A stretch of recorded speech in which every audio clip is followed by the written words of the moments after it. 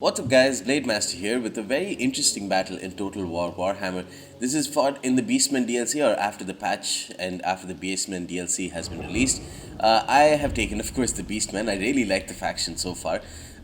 Definitely has a couple of overpowered stuff in its arsenal, but also has some real big weaknesses that almost make it so that the overpowered stuff is kind of makes it all right, if you know what I'm saying. Like, it just all kind of balances itself out. That's what I feel at the moment, but that's very, very early impressions. Let's see how it goes, anyways. This is a battle that I fought against Vendetta, who's one of the who is the latest recruit in the Wolf clan, and he has taken the Beastmen faction as well. So he decided to take the Beastman faction, and I decided to take the Beastman faction. So I have tried to go for for as close as a Beastman counter with my Beastman army. So I have taken, let's see this, 4 total Ungor raiders. So it's a skirmish heavy and cavalry heavy Beastman army. 4 Ungor raiders, 3 Ungor spearmen herd, a total of 3 minotaurs with great weapons, and what looks like 3 Centaurs with great weapons. No, two Centaurs with great weapons, 1 without, and Malagar the Dark Omen, and that's about it. So very skirmish heavy with 4 archers, and very cavalry heavy with 1, 2, 3 regular cavalry and 3 minotaurs with great weapons, which makes a total of 6 cavalry. On or for Vendetta, on the other hand, we can see 1, 2, 3 Goreherd with shields. These guys cost 500 talents, and they are supposed to be somewhat mid-tier.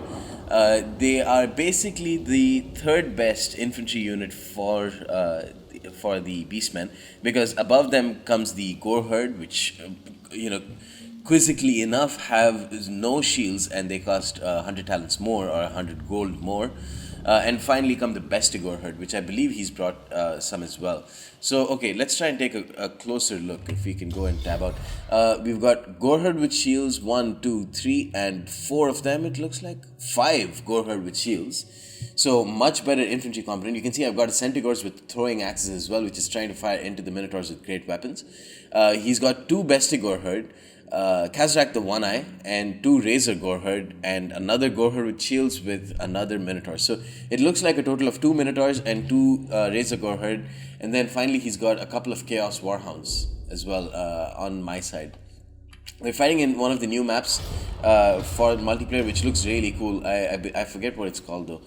The Centaurs with throwing axes, this is they have come into the border, and the Minotaurs with great weapons, you can see their speed has been increased because they have this new special ability, which is a very interesting ability. It increases their charge bonus and their it increases their speed plus 20% speed because of Blood Greed, which activates if targets are in range. So that increases their speed to 68. Still nothing close to the 91 speed of the Centaurs with throwing axes, but because of the border and the red line or white line in this case, the Centaurs with throwing axes have gotten themselves caught, and the Minotaurs with great weapons are able to get a couple of kills on them. The Minotaurs with great weapons, at least in my early impressions, they are basically the unit that you absolutely have to break. They are the Demigryph Knights for the Beastmen. Now you can see one of I pop Savage Dominion, which is the 16 mana spell. I don't see why you would ever bring a Cygor with your regular money, because it costs 1600 talents or 1600 gold, when you can just spend 16 mana and get a Cygor with Malagar the Dark Omen. He starts firing into the Razor Gore herd. I believe I'm targeting.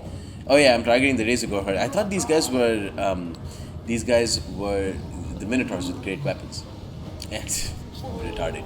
Anyways, you can see my Ungor raiders are starting to fire into the Gore herds with shields. You can see even though they have shields which blocks 30% of missiles, they only have 15 armor, which means my Ungor raiders are doing a shit ton of damage right now. The Centaurs with throwing axes have charged into Kazrak the One Eye, and the Minotaurs with great weapons are coming in. So I'm going to bring in a Centaur with great weapons to charge into this blob right here. Centaurs without great weapons charging into the Goreherd with shields, destroying them in the process.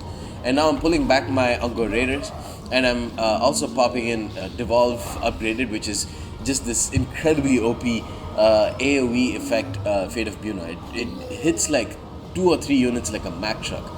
destroy some of these Bestic Warherd, incredibly expensive units. And meanwhile, I'm pulling back my Ungor Raiders. Let's not kid ourselves here. The main thing that's doing a shit ton of damage is Devolve upgraded. The Centigors have destroyed some of the Goreherd with shields with the help of my, with my Ungor Raiders.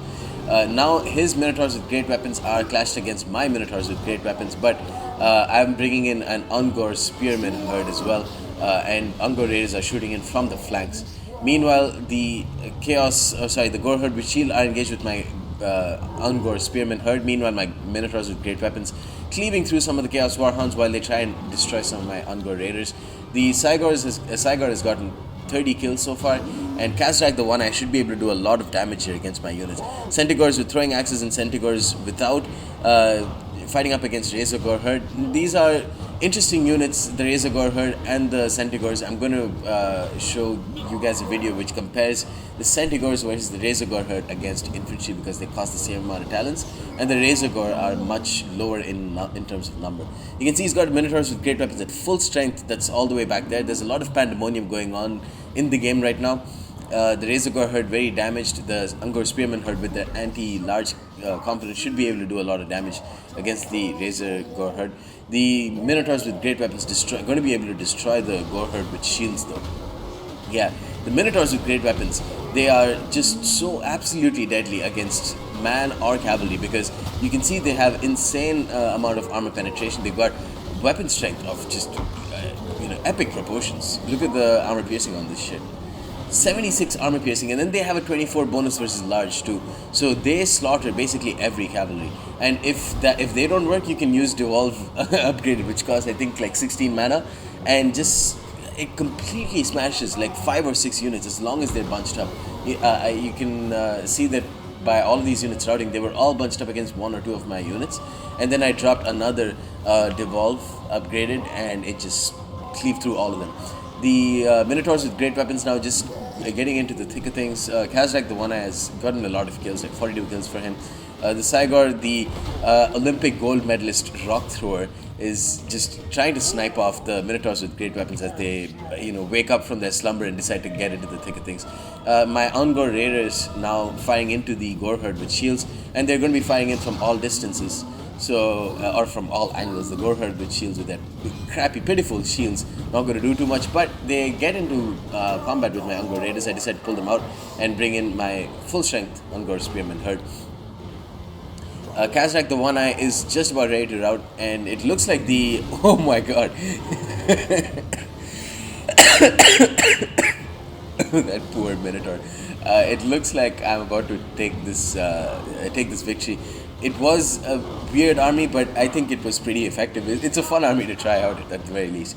The Centigors with throwing axes are another potentially deadly unit. If you don't take care of them, the throwing axes can be incredibly deadly because very high armor penetrating values. And after that, they've got pretty decent charge bonuses and everything. Basically, the only thing that the Centigors with throwing axes do not have is an armor piercing component in melee. But that's why I tend to take the Centigors with great weapons. Decide to try out the other Centigors this time. But you can see, look at this, Minotaurs, almost all full strength. Both of them have gotten a single experience chevron. The Ungor Raiders did well in just damaging a lot of the Gore herd. But let's not shit ourselves.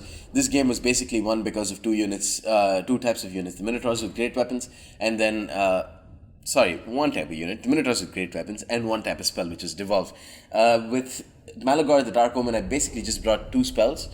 And one was Devolve, and the other one was Savage Dominion. So I pulled out Cygor from the ground at the start of the game, and then I started dropping. I literally used all of my other mana, the 30 extra mana that I have, or 32 extra mana that I had by the end of the game, to use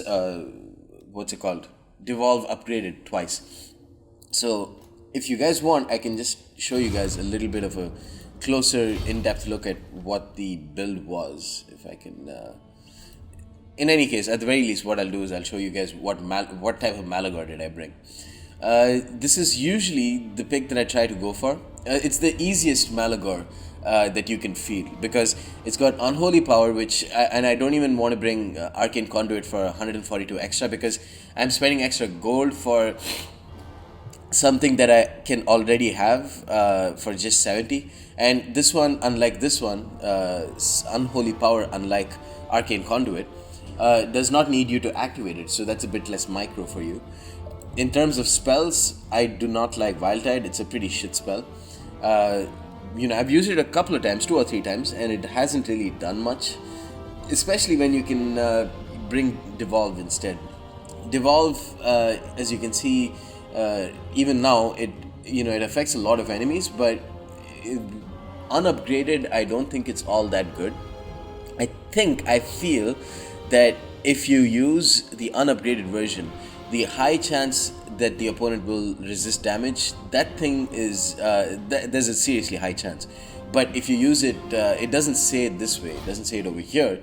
But what I feel happens is if you use upgraded, then there's a lower chance that they will resist damage, because so far whenever I've used it, it's been pretty consistent, and it's always done ridiculous amounts of HP damage. Traitorkin, I haven't really used it. There's no reason to. It reduces speed, so I guess this is a.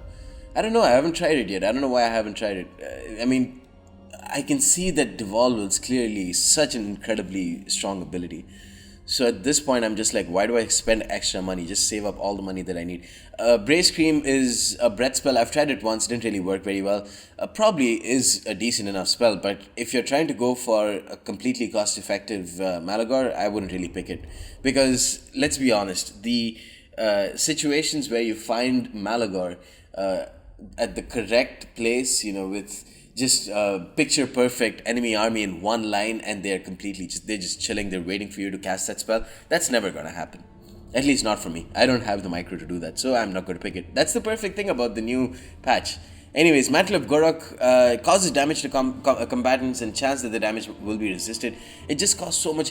It is a very powerful spell. It gives plus 58 melee attack and plus 44% weapon damage. Honestly, there might be instances where I might try this out, but at the moment I don't really. It's purely not cost effective enough. If I wanted to cheese it with Malagor, I just bring Devolve, and then I'd bring Savage Dominion, because you get access to a pretty powerful artillery unit, and an artillery unit that is very very it's almost essential to overcome a lot of the weaknesses that the Ungors and the Beastmen have in general, because a lot of them, or basically all of them, have very poor armor and little to no shields. In terms of items, I don't use this Icons of Vilification, again because it's 212 in terms of cost. Does a decent bit, but again, it's not. See, this is all about getting the biggest bang for your buck, and at the same time just keeping things as easy as possible. I'm not putting Malagor. I don't think Malagor has access to a mount, to be quite honest with you. Yeah, he doesn't have access to a mount. But in any case, Kazrak the One-Eye, he gets access to a Razor God Chariot. I don't really like it. It's for 350 extra talents, and it just means that you'll be forced to put in your general into the midst of combat. He's already good without it, so I don't know why I would put the extra money and get 350 talents, or spend 350 talents more. Anyways, guys, I hope you guys enjoyed that look into the Beastmen. Let me know if you guys want to see a campaign, a let's play, a unit review video, what you want me to do with with the new Beastmen content. If I was to start a let's play, would it be in the grand campaign or eye for an eye? You guys let me know. Until next time, guys, peace.